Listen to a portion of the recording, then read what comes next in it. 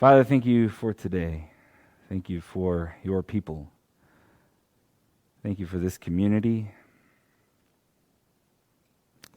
I pray that you would speak tonight, that you would soften our hearts to hear your word, and that we would have courage to receive what is true from you. Bless us as we read your word. Give us ears to hear you. In your name I pray. Amen. All right.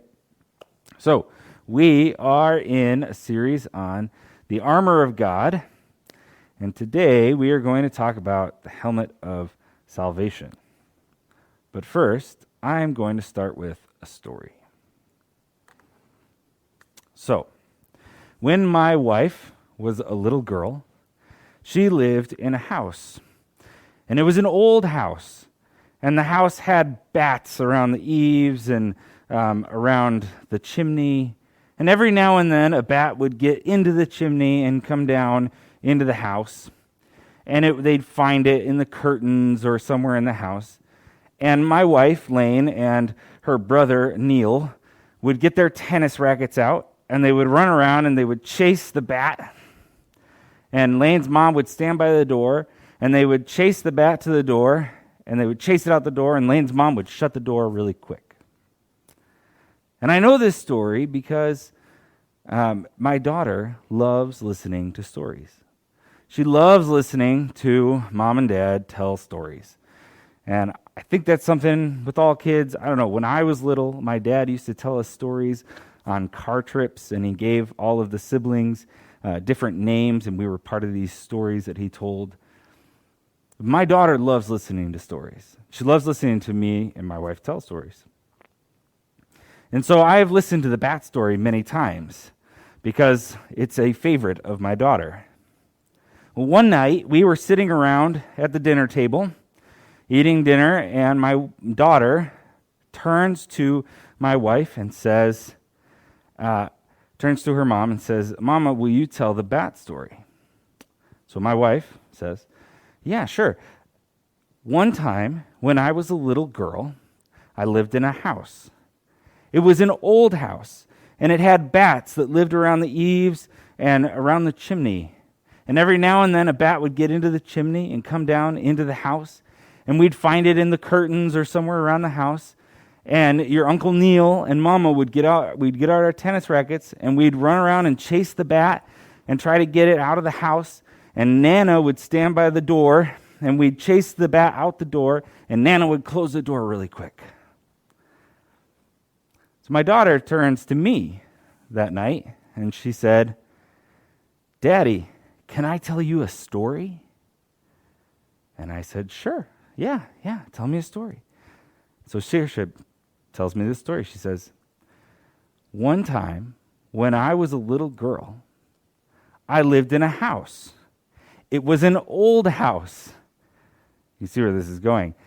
It was an old house, and it had bats that lived around the eaves and around the chimney. And every now and then, a bat would get down the chimney and into a house, and we'd find it in the curtains.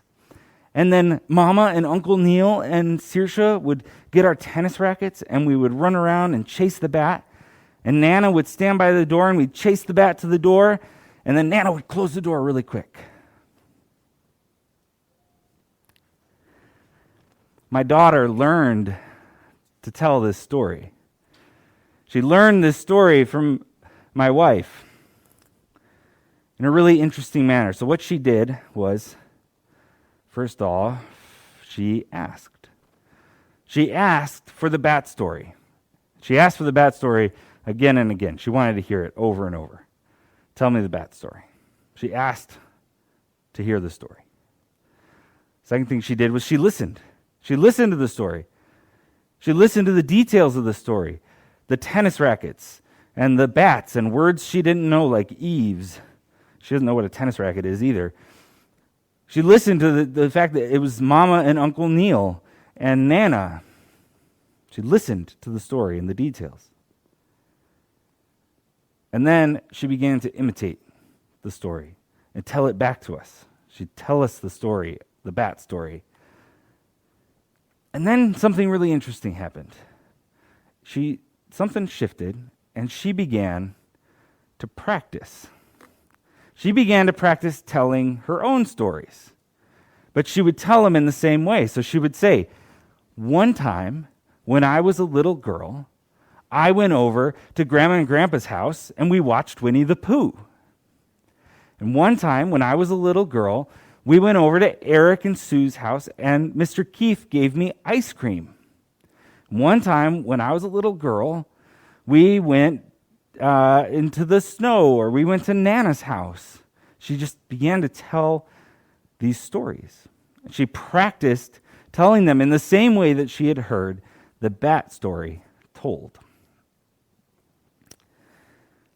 Today we are in a series on the armor of God, and we're talking about the helmet of salvation. And the reason we put on the armor of God is because we are in a battle. The armor of God is in Ephesians chapter 6. I'm going to read it again. We've read it pretty much every week for the last 5 weeks. Finally, be strong in the Lord and in his mighty power. Put on the full armor of God so that you can take your stand against the devil's schemes. For our struggle is not against flesh and blood, but against the rulers, against the authorities, against the powers of this dark world, and against the spiritual forces of evil in the heavenly realms. Therefore, put on the full armor of God, so that when the day of evil comes, you may be able to stand your ground, and after you have done everything, to stand. Stand firm then, with the belt of truth buckled around your waist, with the breastplate of righteousness in place, and with your feet fitted with the readiness that comes from the gospel of peace. In addition to all this, take up the shield of faith, with which you can extinguish all the flaming arrows of the evil one. Take the helmet of salvation and the sword of the Spirit, which is the word of God. We are in a battle. We are in a battle, and the day of evil comes upon us, and we have put on the armor of God. The reason we are talking about the armor of God is so that we can learn to put on the belt of truth and the breastplate of righteousness and the sandals of peace and the shield of faith and the helmet of salvation. And in 2 weeks, we'll talk about the sword of the Spirit. So what does it look like to put on the helmet of salvation? That's what we're going to talk about today. We've been talking about this idea of practicing our stance in the day of evil. Practicing putting on the armor of God and learning to stand firm. I was watching a documentary this week on Bruce Lee while I was doing the dishes. And Bruce Lee, they had this screen test where he was talking about some different forms and stuff.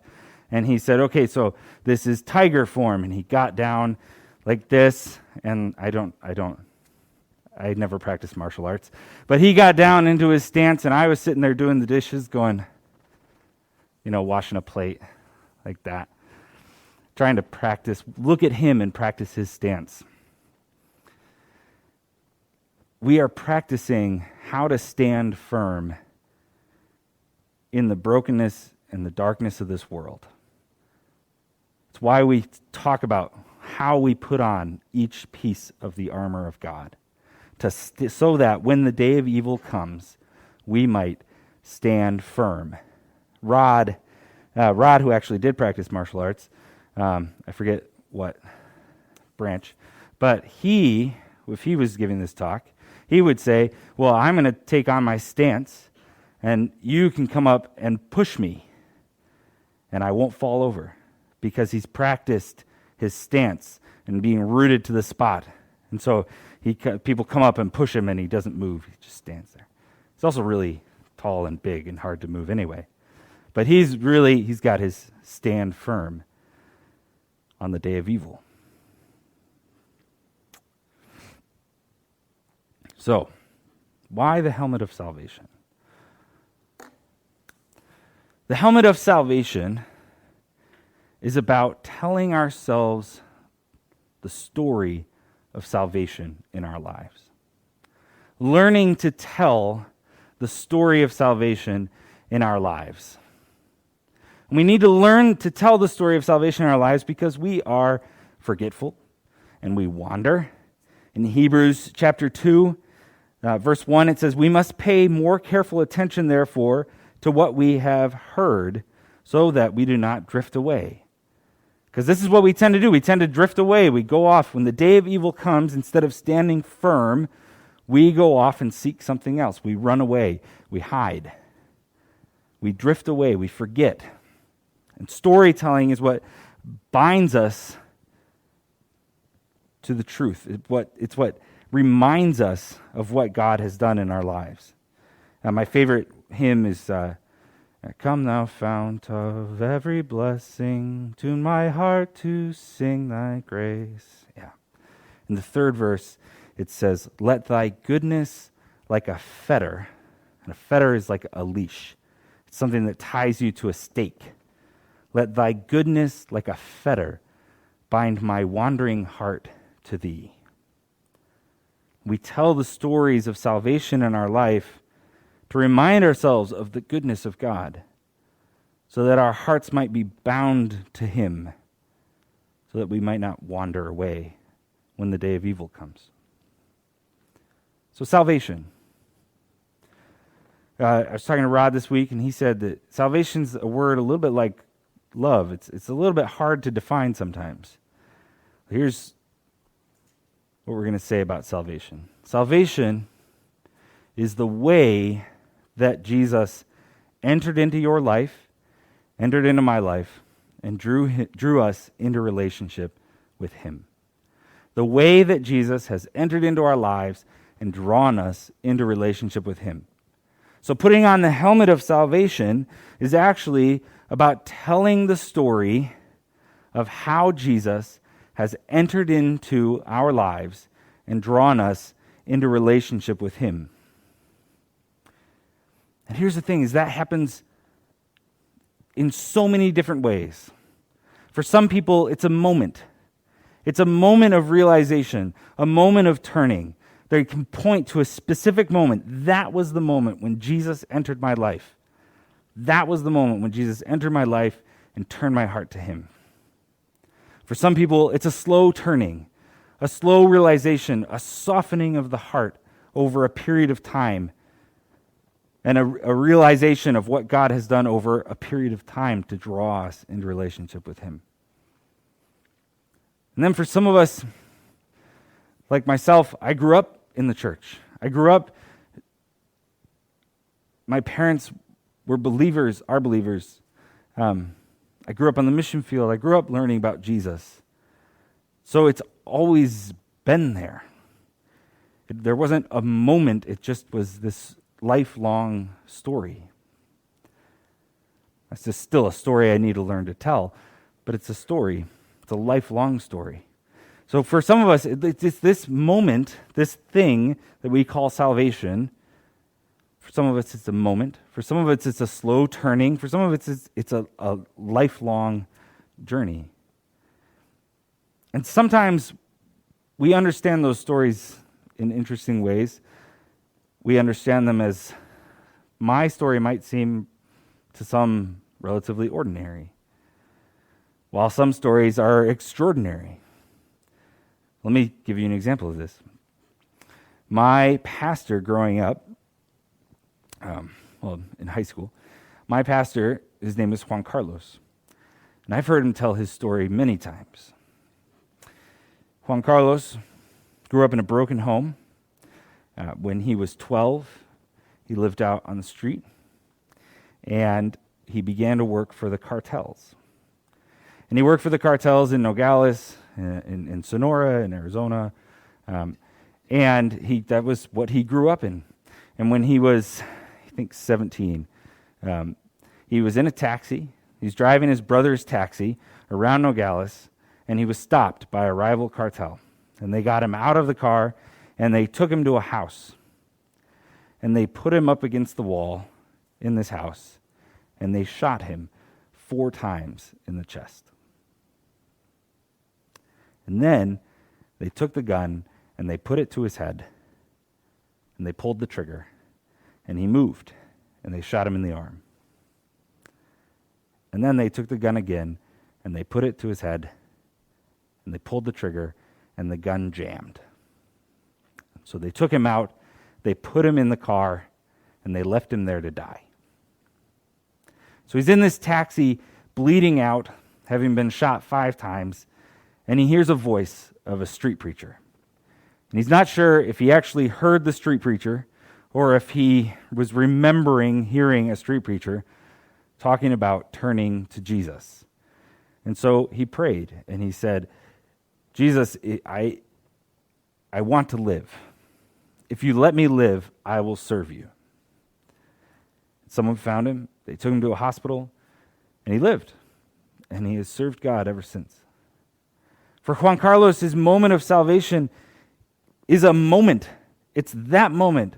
It's this extraordinary moment where he's been shot 5 times, he's bleeding out in a taxi, and he turns to Jesus. For a while, I didn't understand. Sometimes we hold some of these stories really high, and we say, wow, that's an incredible story. It's an extraordinary story. The reality is that I need to learn to tell my story. I listened to Juan Carlos practice his story and tell it over and over. And I need to learn to tell my story. So when I was born to parents who were believers, and they taught me about Jesus from as early as I can remember. I don't remember a life without Jesus. And when I was 4, I remember being in the farmhouse in Michigan, in the attic room, kneeling by my bed with my mom and praying that Jesus would be in my life. And then we moved to Nogales, and we moved to Mexico and began to do ministry in Mexico. And when I was in middle school, I remember getting baptized at the ranch in the pool by Javier Orozco. And then I remember in high school being in a Bible study with Juan Carlos, who was the first person ever to tell me that I should be. I remember being in the car with him, driving along in the car with him as he was taking me back to the border so I could walk back home. And I remember him telling me that I should be a pastor. It was the first time anyone had told me I should be a pastor. And I remember coming to the village for the first time and sitting right abouts over there, and being here with my brother, who was actually living in Michigan at the time, but I was visiting the village with him. I was living here, and I was visiting his church, even though he was living in Michigan. And I came here with him, and I saw his face as he was singing songs and as he was at his church. And I remember thinking, this is a good place. And I remember Eric and Rod calling me to be an elder at the village. And my story, this lifelong journey with Jesus, is just as significant a story. It holds power, and I need to learn to tell it, just as Juan Carlos has practiced his story and learned to tell it. We need to learn to tell our stories, our story of salvation, the way that Jesus entered into our lives and drew us into relationship with him. And so, how do we do this? How do we do this? We do this by imitating my daughter. We do this first by asking. We need to ask each other our stories of salvation. Go ask someone to tell you their story of salvation. Ask, in particular, ask your leaders, ask your pastors, ask your pilgrim group leaders. Ask them to tell their story, and then listen. Listen to the story. Listen to the details. If there's a detail that you don't quite understand, ask them, hey, what about that? Listen to the details. Get all the different things in the story. And then imitate them. Imitate them. Respond to them. Say, wow, that was really cool what Jesus did when he entered into your life and did this thing. When he drew you to him, when he spoke to you at this conference or whatever it is, imitate them. Respond back. And then begin to practice your own story. Begin to practice telling your own story of how Jesus entered into your life. If you don't have a story of how Jesus has entered into your life, this might be the moment when Jesus is entering into your life, and learn to tell it. So why? What happens when we do this? What happens when we tell the story of salvation in our lives? When we practice and put on the armor of God, when we put on the helmet of salvation and practice telling the story of Jesus entering into our lives and drawing us into a relationship with him, when we practice our stance and learn to stand and the day of evil comes, what happens? Why do we do this? What happens when we have practiced this? Peter read Psalm 77.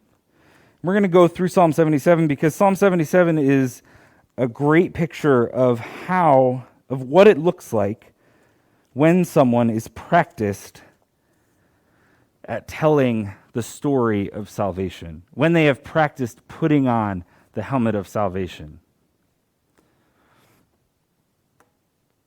There we go. Psalm 77 begins, I cried out to God for help. I cried out to God to hear me. When I was in distress, I sought the Lord. At night I stretched out untiring hands, and my soul refused to be comforted. I remembered you, O God, and I groaned. I mused, and my spirit grew faint. Selah. Selah is a word that means pause and think on this. And this psalm is broken up into 4 sections, so we're going to read each section and pause and think on it. So this first section, when the day of evil comes, the psalmist is in his stance. I cried out to God for help. In my distress, I sought the Lord. He says, I stretched out untiring hands, and my soul refused to be comforted. This word comforted is not, your friend coming over and giving you a hug and saying, hey, you know what? Jesus is with you. Everything's going to be good, and I'm here with you. We're in this together. No. This word comforted is what we do on the day of evil when we have not practiced putting on the armor of God, is that we run away. The word comforted is it's a numbing out. It's a turning to the things that we use to distract ourselves from the anxiety and the stress and the darkness of this world. It's Netflix. It's social media and games and alcohol and marijuana, and it's the things that we use to numb out so that we don't have to think about the day of evil. But the psalmist says, my soul refused to be comforted. I refused to be comforted, and I stretched out untiring hands, and I sought God. He's in his stance because he has practiced his stance, and he is standing firm on the day of evil. You kept my eyes from closing. I was too troubled to speak. I thought about the former days, the years of long ago. I remembered my songs in the night. My heart mused and my spirit inquired, will the Lord reject forever? Will he never show his favor again? Has his unfailing love vanished forever? Has his promise failed for all time? Has God forgotten to be merciful? Has he in anger withheld his compassion? On the day of evil, when we have practiced telling the story of salvation, when we have put on the helmet of salvation, and we are in our stance, we are free to enter in to all those questions that we more often hold with shame. We avoid these what we call shameful questions of doubt and pain. Has God forgotten me? Am I alone? Is there no grace, no compassion? Is God's love, has it dried up? Is it gone? When we are in our stance and we've practiced telling our stories, we can enter in and search our own hearts. Forgot to click my slide. Search our own hearts and be honest about the questions that we have, the musings of our heart, the wonderings of, will the Lord reject forever? When we have practiced putting on the helmet of salvation, we can be honest about those questions and enter into relationship with God and present them to Him.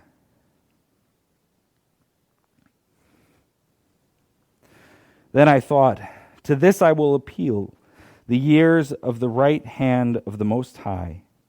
I will remember the deeds of the Lord. Yes, I will remember your miracles of long ago, and will meditate on all your works and consider all your mighty deeds. Your ways, O God, are holy. What God is so great as our God? You are the God who performs miracles. You display your power among the peoples. With your mighty arm you redeemed your people, the descendants of Jacob and Joseph. Selah.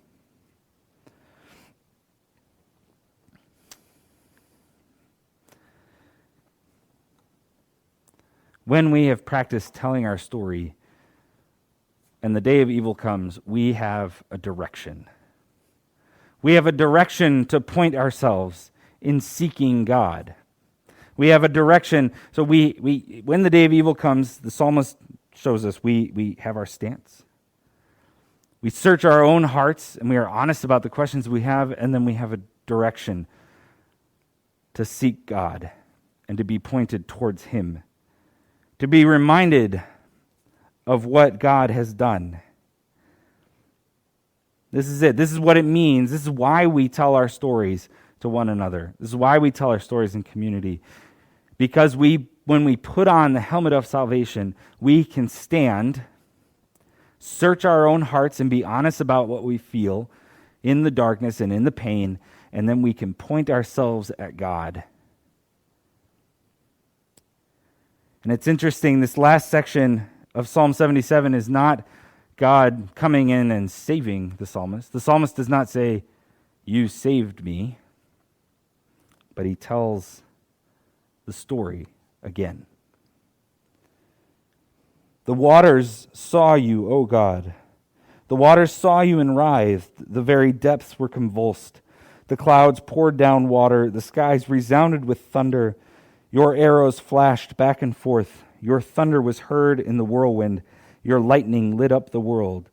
The earth trembled and quaked. Your path led through the sea, your way through the mighty waters. Though your footprints were not seen, you led your people like a flock by the hand of Moses and Aaron. So when the day of evil comes and we have practiced telling the story, we can stand, we can search our hearts and be honest about what we feel, we can point ourselves towards God, and then we can tell the story again. We can remind ourselves in the darkness and in the pain of the story of the goodness of God, of His binding our hearts to Him. The helmet of salvation is what allows us to remember the stories, because we have practiced telling the stories. And this is what it looks like when we have practiced. We're able to stand in on the day of evil and remember. So what do we need to do? We need to learn to tell our story. We need to learn to tell our story, not just each one of us, but as a community, we need to learn to tell our story. So what do we need to do? We need to ask, follow the example of my daughter. Ask the people around you to tell their story. Listen to them. Understand the details, the things that they're talking about. Imitate them. Respond back. Tell their story back to them. And then practice. Practice telling your own story. Practice telling your own story of salvation. The story of Jesus entering into your life.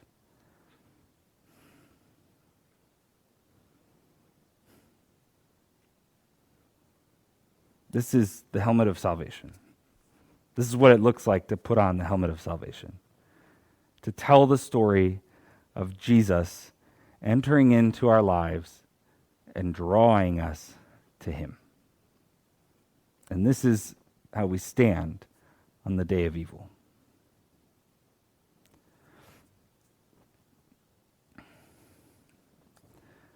I have a few minutes for responses, for questions. There's a microphone over there. Michael has a microphone. I don't have any texts yet, but yeah, Rose.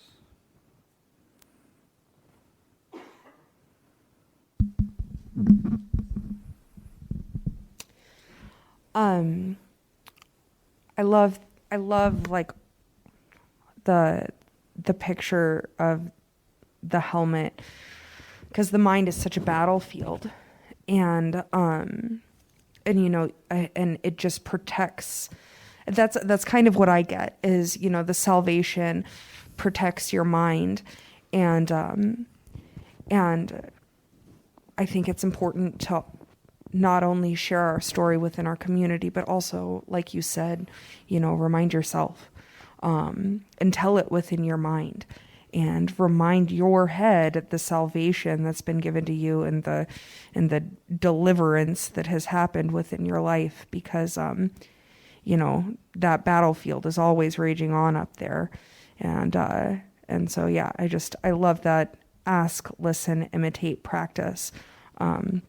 You know, and the more you tell your story, the more ingrained it becomes in your own mind as well. Yeah.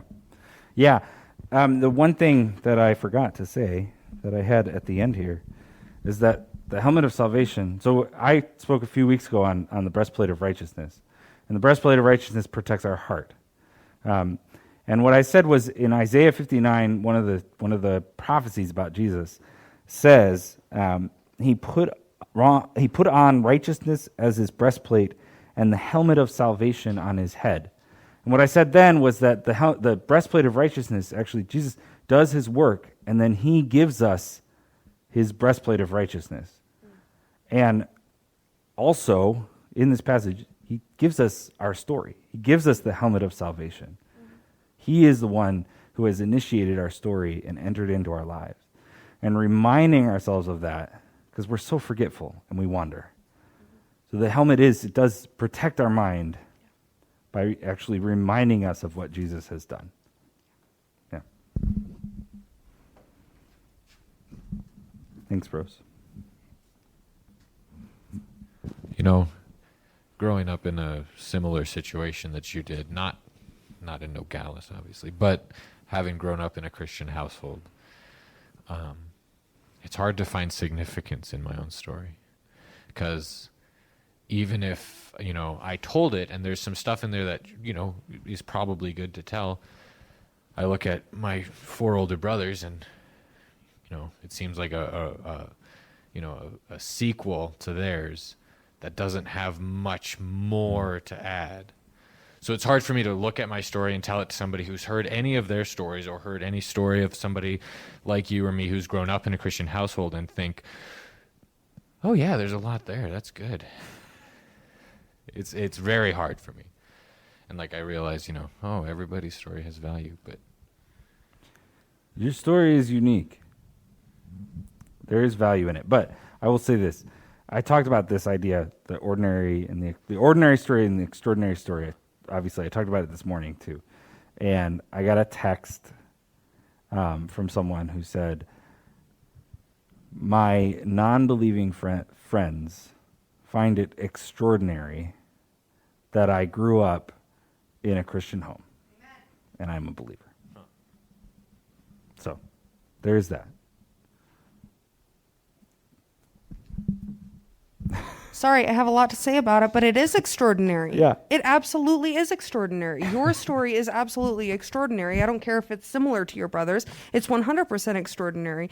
The protection your heart has received throughout your life and the kind of children you're going to be able to raise and the kind of people that you're able to, you know, like that's a lifelong protection that some of us, you know, may or may not have had. And like that is an extraordinary testament to Jesus Christ. absolutely extraordinary. So I don't like the ordinary. It's not ordinary. Right.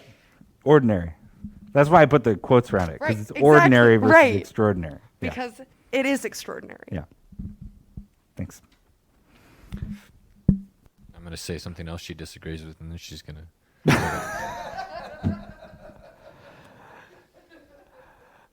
We should pray. Michael, did you didn't get a text or anything? I didn't get a text. Okay. Oh, wait. Oh, no, never mind. That's my watch just telling me I need to exercise more. Let's pray. Jesus, thank you for your word. Thank you for the psalmist, for the story that you tell through the Psalms. Thank you for entering into our lives and drawing us into relationship with you. I pray that as we go out from this place, that you would draw our minds to our stories and give us the courage to tell our stories and to ask other people about how you entered into their life. Bless us as we worship. In your name I pray. Amen.